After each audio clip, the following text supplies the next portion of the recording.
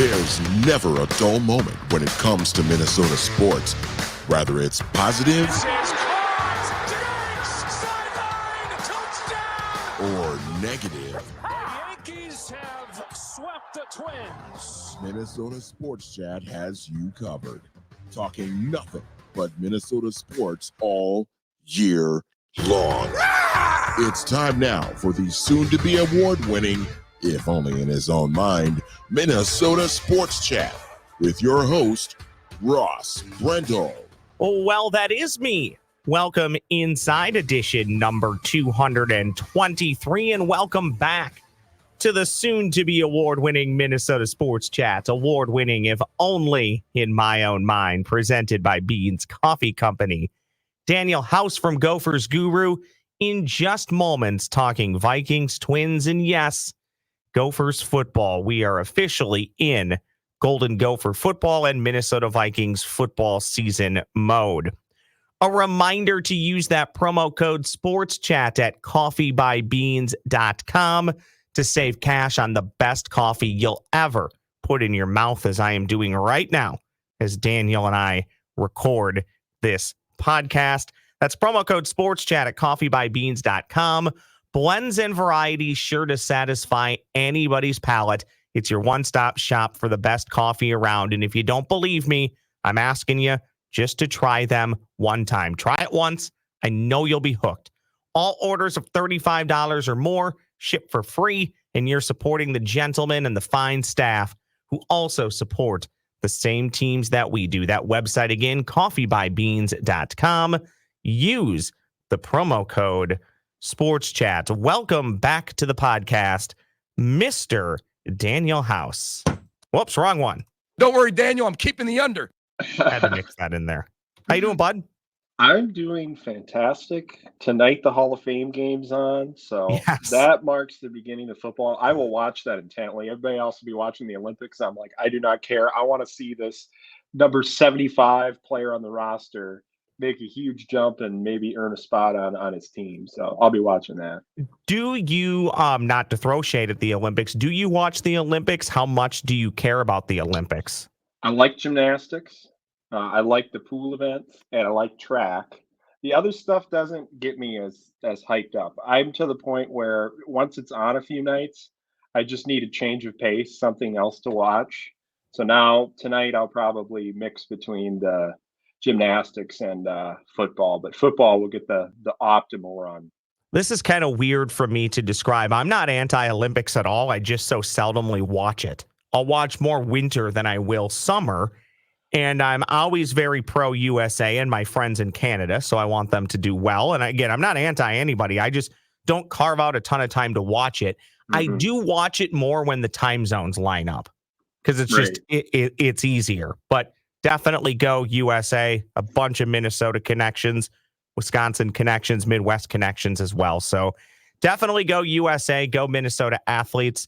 I will watch when I can. I just, to this point, I'm not joking, Daniel. I watched about 5 seconds of volleyball yesterday at the Hubbard cafeteria, and that was it. And I saw I was at a sports bar. I saw maybe a few minutes of the opening ceremonies in the background. Well, again, not anti-Olympics, just I don't go out of my way to watch it. This time of year, it's so busy with football that everybody's focused on that, getting ready and preparing for their fantasy drafts and going to training camp. And this is where it all begins, baby. Well, we'll begin this podcast going football centric. Let's actually start with the Minnesota Vikings. I know you historically make it out to camp. You occasionally still do things for MN Vikings Corner. I guess first question, have you been out to camp yet? Have you braved the elements at camp yet? I haven't made it out there yet. I've had other Gopher football stuff to do, but planning on hopefully getting out there next week. So, well, hopefully the weather is a bit more relenting. Hopefully it's not as humid for you, but it wouldn't be training camp if it wasn't hotter than hell outside, would it? Well, yeah, and it's different in Mankato back in the day. That was a different type of heat. I was just reflecting with some people yesterday about training camp Mankato, how fun it was, and how much how it just kind of built the character of the team and built the connection, because you're down in Gage Hall in Mankato and it's all football all the time, My sources tell me about, boy, was it 15 years ago? Were you racing Corin Robinson down I-69? Were you also doing 100 I wasn't, to get no. to camp? But yeah, it would be 20 years of training camp. I think I started going in 2003 to Vikings training camp. So I have to make it next week to continue the streak of 21 consecutive. You'll make it. I have belief in you. You haven't been there yet, but obviously you consume a lot of content. You follow the team. Yeah. To a degree, you still cover the team. How are you feeling about the, I'll use the catchword that everybody's using lately in sports media, the vibes around the Minnesota Vikings? I will tell you, I just kind of have a weird vibes about this team, and I'm okay with that because I don't think wins and losses matter this year as long as you see some things, you check some boxes that look good, right? If McCarthy plays, does he look good? Does he look competent? Is there growth at other positions? How does Darisaw do this year? Can he stay healthy and play a full year? I think there's more things that matter than just wins and losses this year. And I've said this a lot. I think you can make the case, Daniel. I'm not saying intentionally lose games, but you can make the case. It's better for the long-term health of the franchise if the Vikings win 7 games or less, just because they have less draft capital. Now, if you get a higher first-round pick, you still have to hit on it.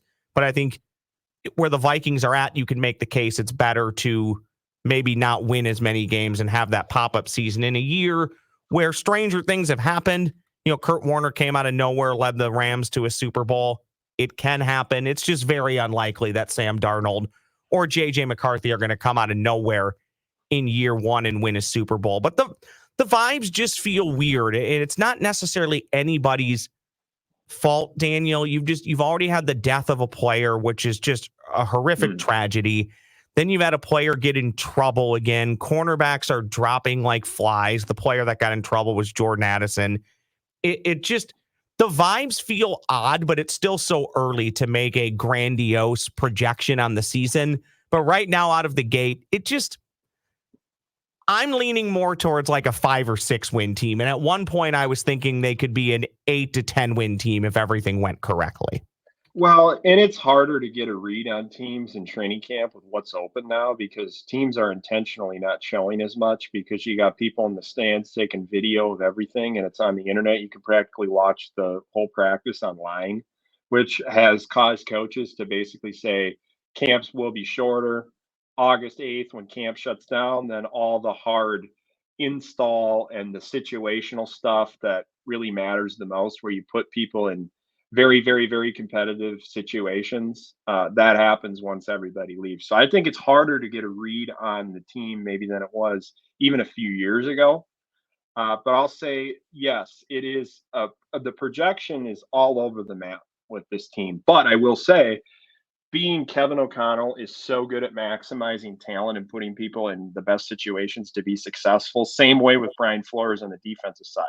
I mean, me and a friend joke, they're like, Brian Flores could take a guy out of Target and literally, like with no football, He might have to, and turn into a really good football player. Like he has shown the ability to maximize talent. And you look at that cornerback room, Ross. That's the big concern. I mean, Fabian Morrow just got brought in, and he was working with the ones. Looks like Jay Ward is going to go to cornerback. I think he's a nickel.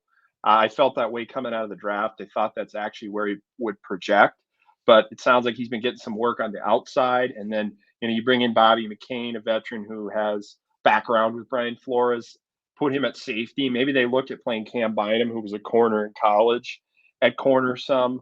That's disappointing about Mekhi Blackman because I do feel he was surging and ascending in a direction where he was going to be a good player. I really liked him in the pre-draft process. Like he might be one of my favorite picks that the Vikings have made during the Kwesi era. So lots of questions. We didn't even talk about the quarterback spot. I don't know. I feel like Kev's been talking a lot about Darnold and how it's Darnold's in the lead initially at camp, but I think that McCarthy could close that gap and close it even tighter depending on how the start of the season goes. If Darnold does get the start right away, the schedule's really tough. And when do you look at potentially making move to put JJ in there and get reps? I think there are a couple optimal time frames. You got a Thursday night game in October with the Rams that you could potentially make a swap. You're coming back from London playing the Jets. That's another opportunity. I guess JJ, I feel like he might be a little bit further ahead than people are anticipating. Well, and on JJ, that actually might be something that they want to keep under wraps, and maybe they've tried to keep the what would you call it, the expectations short or low from the get-go, just to not put a ton of pressure on him. 100%. And we'll see. I guess it would surprise me if he started week 1, but yes, I think there's the case to be made that with the schedule being so difficult out of the gate, maybe to your point, Daniel, about halfway through the season, maybe you make that move if you feel comfortable. On the cornerback, specifically on like a Stephon Gilmore or somebody else, I know they brought in, to me, bringing in somebody like Fabian Moreau, to me means more of, okay, maybe we would go the Gilmore route if we need to. But again, in a year where I think it's going to be more about talent evaluating, I'm not so sure that that's the route you need to go. And I also think Gilmore is probably going to wait this out as long as he can. And in all honesty, try and latch on to a team that's maybe closer to a Super Bowl than the Minnesota Vikings are, unless it's truly just about getting paid and the Vikings can give him more money. So I guess specifically on the cornerback position, right now, what would you do? Are you still looking to add bodies, or do you think let's just roll with it for a week or two or through preseason and see what happens and see how the chips fall where they may, so to speak? If I was in the chair, I'd wait this thing out because there'll be roster cuts coming soon. And there'll be players that maybe have a tie to Brian Flores that are younger that you could get at a good price point that come in and help you right away. So the Vikings will be wheeling and dealing, I think, in that middle portion of the roster. And then at the cornerback spot, trying to add somebody that can be a contributor that has some experience. So I would expect to keep a close eye on the waiver wire when that opens and teams start making their roster cuts, because the Vikings are going to have to be strategic in trying to figure out how they're going to build the team. Yeah, roster building is always an inexact science, especially this time of year when you're talking about players still being available, maybe who would you want to bring in, and then also your own players that you just want to take a look at. And the Vikings do have a lot of those. And again, I'm of the camp, let's just evaluate and see where we're at. If for some reason you start better than I think a lot of people think, well, maybe then you explore some avenues about bringing in a little bit more talent. But even at that point, I'm not convinced I would even do that. I want to circle back to where I started, Daniel, with the Vikings. Then we'll move on. We'll talk some Gophers football. How are you going to evaluate this season? I'm not saying that wins and losses don't matter. I just think in a year where you're more than likely not going to win the Super Bowl, it's not the most important thing. I want to see a better run game. I want to see Christian Darrisaw hopefully play an entire season now that he got all his money. I'd like to see some receivers develop. I'd like to see maturity from Jordan Addison off the field. I don't know, exactly what that looks like. That might actually start with going a full year without getting in trouble with the law. I'd like to see Dallas Turner have an impact right away. Like, those are the things that I care more about than wins and losses. Is that kind of how you're looking at the season, or do the wins and losses go hand in hand with some of those other things I mentioned? I believe player development is the theme of this season, and whatever happens from a result standpoint. You mentioned it, Dallas Turner. What does he look like? I believe the versatility that he can provide as being able to drop and rush and do a lot of different things in the scheme, move him around based on situations, that Flores is going to love that. But the adjustment up, there's going to be some learning curves involved, but the talent is definitely there. You want to see him come in and grow as the season progresses. All of the young players on the team, this is an opportunity to invest in the future. And I don't have a lot of expectations going into this season, because I think it's hard to put any on it, because it's all about player development. And I feel like there's a lot of parallels, honestly, between like the Gophers and the Vikings in terms of like roster and like where they're at and what they need heading into the season to be successful. I was thinking about that the other day. I think when it comes to the season and lower expectations, quote unquote, I think as a fan, that can actually be kind of fun, Daniel. Like if you're me, for me, if you're thinking, oh, it might only be a 5 or 6 win team, every game they lose, you go, okay, whatever. Every game they win, you go, this is kind of fun, or I didn't expect a win there. That was really nice to go on the road and win at Lambeau. I think that in a way can make the season fun. And I know for a team that starved for a championship and a fan base, not just Minnesota Vikings that starved for a championship, you don't like to wish seasons away, but there generally is a process to becoming a champion or being a team that's ultra competitive every year. And I think for the Vikings, we might be in the early stages to middle part of that process. Okay, let's shift gears here for just a little bit to Minnesota Golden Gophers football. The Gophers, 4 weeks from today, will take on North Carolina in the first game of the season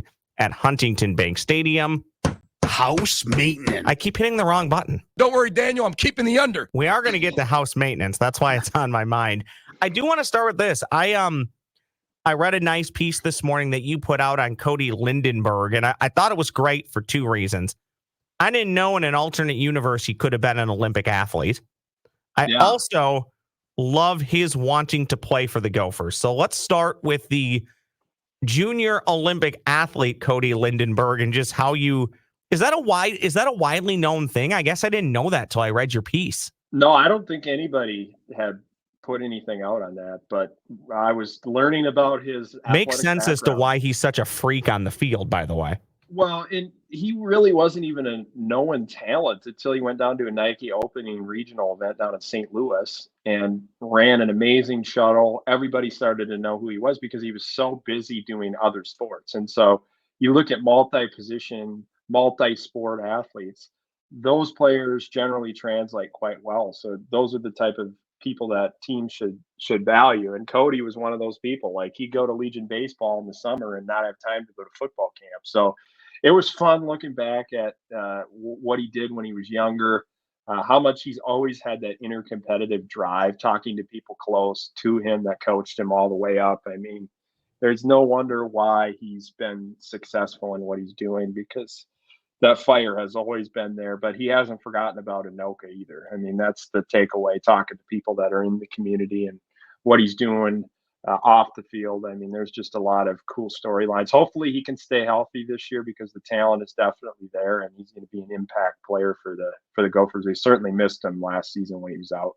The piece we're talking about is at gophersguru.com, written by the guest on this edition of Minnesota Sports Chat, Daniel House, at Daniel House MN.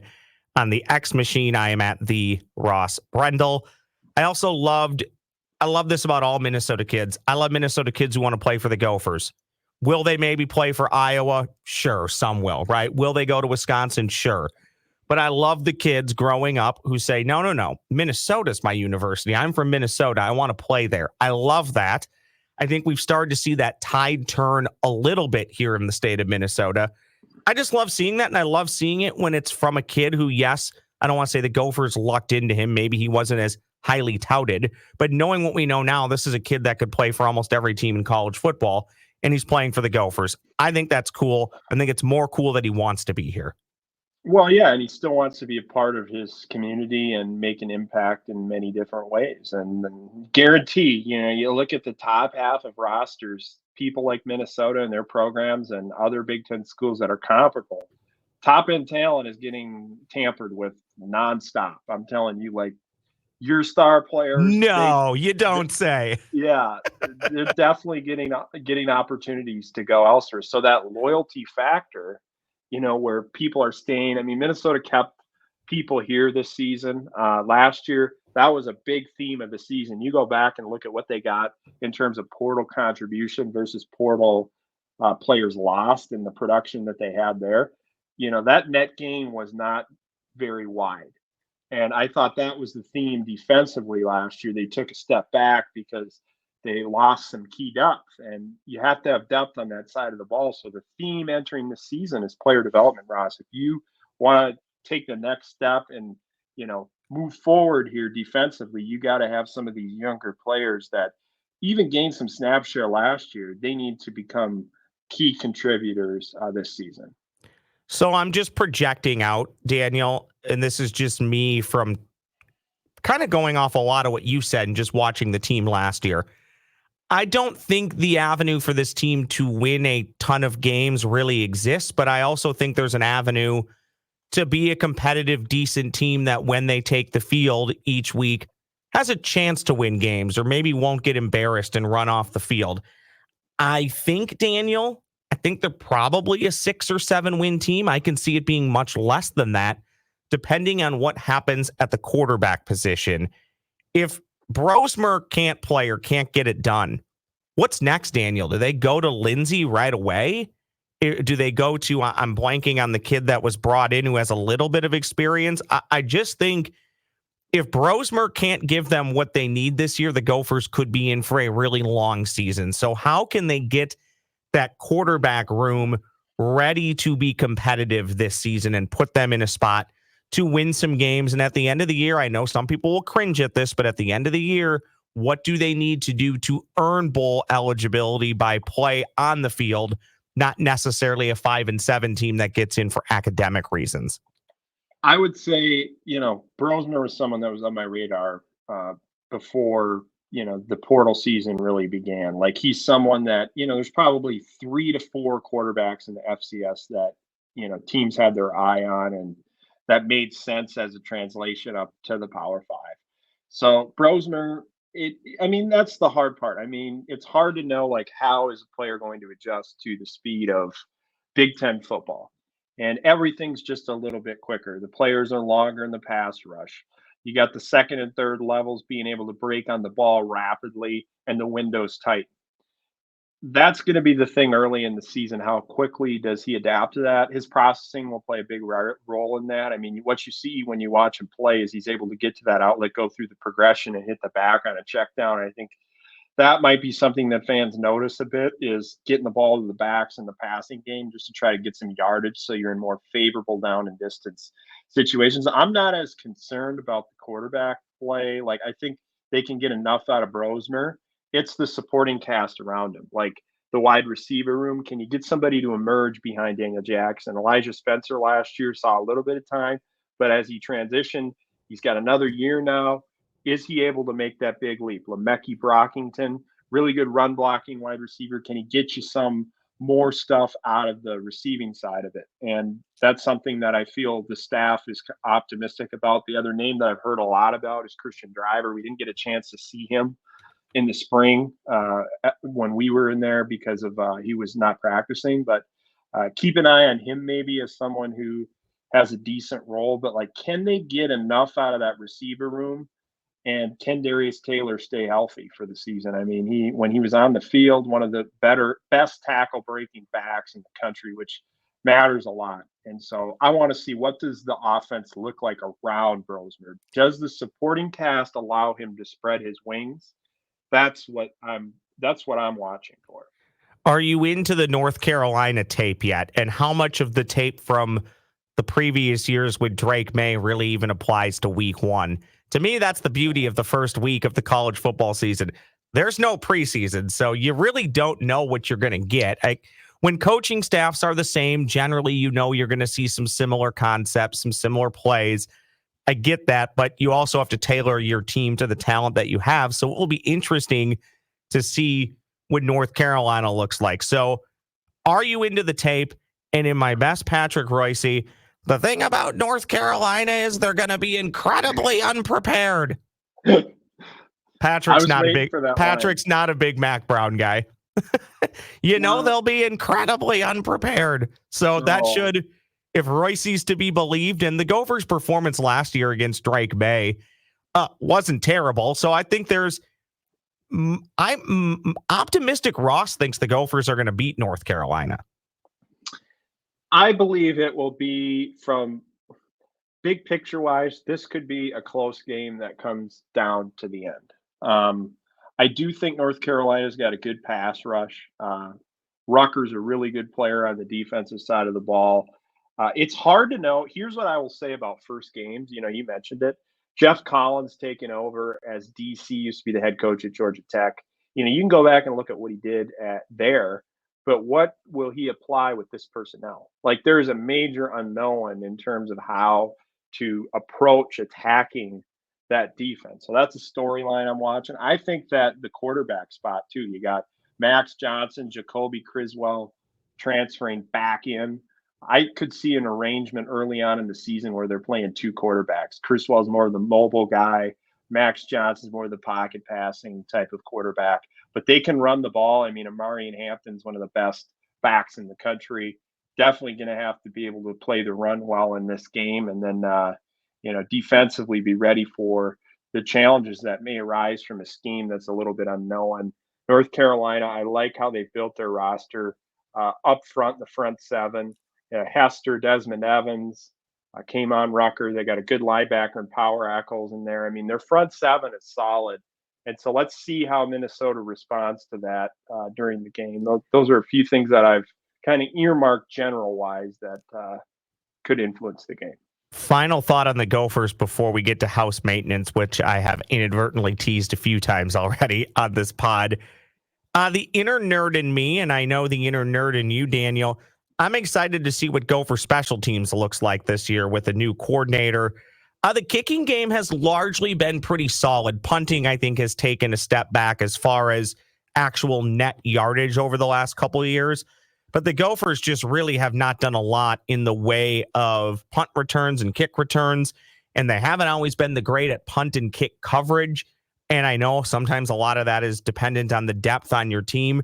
But I'm looking forward to seeing if the Gophers can take a step there, because special teams can steal you a game here and there. It can also cost you a game here and there. And I think when you're a team that's going to live on the margins and a razor thin line between wins and losses, like a team like the Gophers is going to in today's state of college football, special teams is going to be very important. Well, you know how I feel about special teams. It's the biggest indicator of the depth on your team. If you're seeing a regression overall on special teams, it might be the result of not having the type of talent you need top to bottom on your roster. And so special teams will be a focus. I believe that you have to strike the right balance. I know everybody wants to return significant amounts of kicks and punt returns, but I think you have to play the long game. Like, field position matters. Having a field position margin at the end of the game that, gives you a chance to win, and it's a big indicator. I mean, you look at teams that have very high field position margins when the game ends, they give themselves a pretty good chance. So sometimes it's like fair catching is the right play. Value the field position. If you don't feel like you have a returner that can, get you more than, that more on a given basis, each rep, then you got to try to develop a strategy. And so I say that Minnesota will strike that balance between maybe they're taking a few more out. Is it situational where, like, at the end of a half, what do you have to lose? Run that thing out. Maybe you can bop one. Some creativity in the respect of, like, what do you do with your return schemes? The punting side of it, I think some of that is dictated situationally. I feel like there's a big gap. 100%. I feel like there's a big lapse in how people look at punting, where there's like open field punting where, you're backed up and you got to boom it and you flip the field, versus like a coffin corner punt where you're near midfield and you got to pin that thing and you got to value bounce. Like, there are so many factors that people don't talk about with punting. And I say the kicking side, I mean, Dragon's going to be an NFL kicker. There's no question about it. The thing that nobody's talking about is no Brady Weeks, man. Like, no Brady Weeks, a stable long snapper. What is going to happen? They had Ryan Algrim on the roster developing up behind Brady. They also brought in Alan Sukup, long snapper, one of the top-rated guys in Arizona. I'm watching the long snapper thing. Like, if I was to pull out a top 5 things to watch, long snapper would be very high for me, because that is a huge deal. That can really, really impact games, and they have not had to worry about that in recent years because Brady's been so steady. And, you mentioned special team change with Bob Legashevsky. That guy is an intriguing individual. Yes, he is. Great experience, Daniel. The experience is incredible. He's like 62 years old, and he runs like 10 plus miles a day. Like, this guy is something else. He's very energetic, does a good job connecting with the players from what I've heard. Conversation, getting the chance to meet Bob. Bob Bob's got a ton of stories. I mean, this guy's been everywhere. He's been in the league. He worked with Sebastian Janikowski, so he's been using a lot of the stuff there that, got a left-footed kicker and drag, and then developed some of the things he did with Seabass. So yeah, special teams is probably more intriguing than it's ever been, and we just spent like 5 minutes talking about it. But I love it, and I love that you called Sebastian Janikowski Seabass, because I called him that as well. So hat tip to you for that. Okay, I teased it, so let me actually hit the button and not step all over it this time. House maintenance. I'm going to hit it again because I love it. House maintenance. So your Minnesota Twins, Daniel, I still believe in a division race. I still think it's a division that they can win. With each passing day, it seems like it's maybe less likely, just because I don't think Cleveland's a great team, but they're obviously a good team. They've built up a lead, and it's really tough to make up games when the Twins continually lose, when the Guardians lose, and the Twins win when the Guardians win. So it's really tough to make up games there. However, there is now 3 wild card spots. The Twins are currently sitting in one of them, a couple games up. My gut says the Twins are going to make the playoffs. They might not, but it's still going to end up being a decent season. They're going to win 82 plus games. So it's a good team. It's a team worth seeing. However, because a lot of people couldn't see them on TV for much of the season, they now can if they're willing to pay extra on Xfinity, or you can find other ways. I went to Fubo and I love it. I know there's other ways. But the Twins have a massive PR problem right now. People are so incredibly bitter when you monitor the socials. And Daniel, they should be. And the main reasons why they're bitter is for half the season, you couldn't watch the team. Now, if you do want to watch the team, it's going to cost you more than it used to.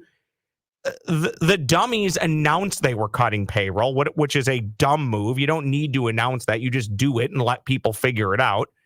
Then about a week before the trade deadline, they start leaking, we'll make some trades, but the only way we're going to do that is if we don't take on any extra money. Again, dummies.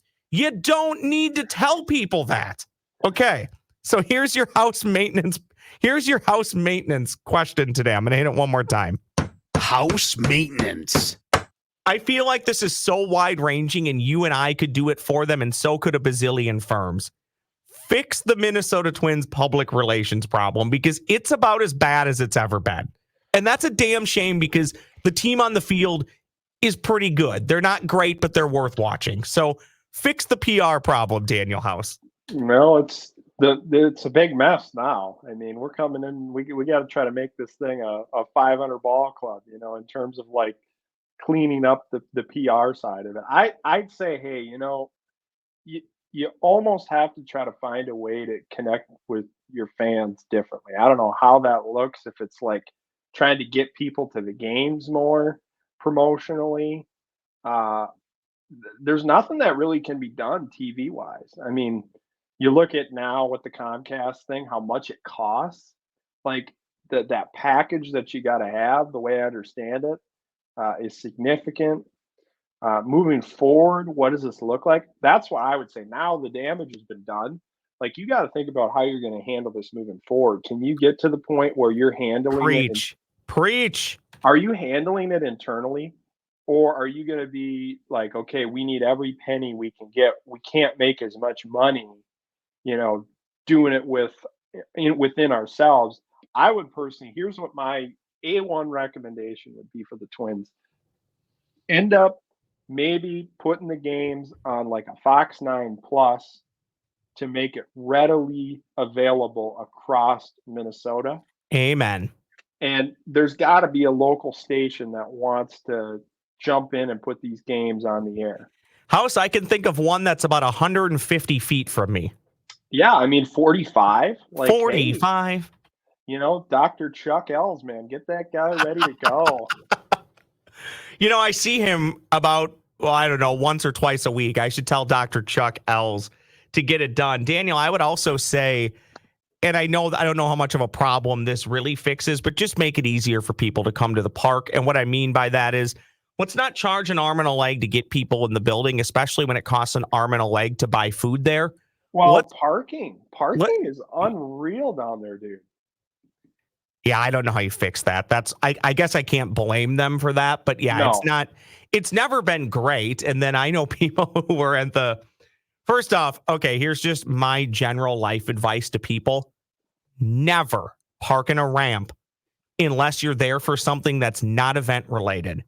If you're parking in a ramp for an event, you're going to spend all day there. I've heard multiple people tell me in Rams A, B, and C, it took them an hour-ish to get out after the Foo Fighters concert. And the same thing happens when it's a Twins game that has 30,000 plus people. Do not park in a ramp. If you have to park on a street 2 miles away, that is a better option. Ross is against big ramp, Daniel House. The hard part is figuring out how to get out of those things. The signage in the ramp. Yeah, you're weaving all around. You're going up, you're going down. The Big Ten tournament spent like a significant amount of time just trying to figure out which direction to go. Like the signs were contradicting themselves, and you're just spinning around going, what in the world here? I'm a U of M degree guy. Like, this shouldn't be that hard to get out of this ramp, man. Daniel, what is at Gophers Guru people should be checking out, and what do you maybe have in the works? We're stacked up on the site, man. You got the feature on Cody Lindenberg. Go check that out. Get a glimpse inside his journey and what he brings to the team. Previewing the transfer portal, a significant series looking at each team's best portal ad, big picture themes of what they were trying to accomplish with their roster, and then moving forward here, getting ready for North Carolina, like you said. Game day approaching fast. Looking forward to seeing how everything comes together. Open practice on Saturday at the stadium for the fans and media. That'll be the first one we've been to. So yeah, I'm sure that'll be end up canceled for some reason. Locust, storm, tornado, Ebola. I'm sure something will derail that for the fans. A wasp outbreak. Beehives everywhere. No, yeah. So I'll have some more insight. There'll be a training camp notebook out after that. We'll see. I doubt we'll get to see a ton, which isn't, that's how every team operates, but we'll see. I am at the Ross Brendel on the X machine. He is at Daniel House MN and at gophersguru.com. That does it for edition number, I believe, 223-ish of Minnesota Sports Chat. If you're watching on YouTube, please like, subscribe, comment. Apple, Spotify, same thing. Please rate and review kindly. We'll talk again soon. Thanks for listening to Minnesota Sports Chat, presented by Beans Coffee Company. Use the promo code SPORTSCHAT. That's one word, Sports Chat, to save at checkout. Follow Ross on X at the Ross Brendel. Like and subscribe to Minnesota Sports Chat wherever you get your podcasts. Rate and review kindly.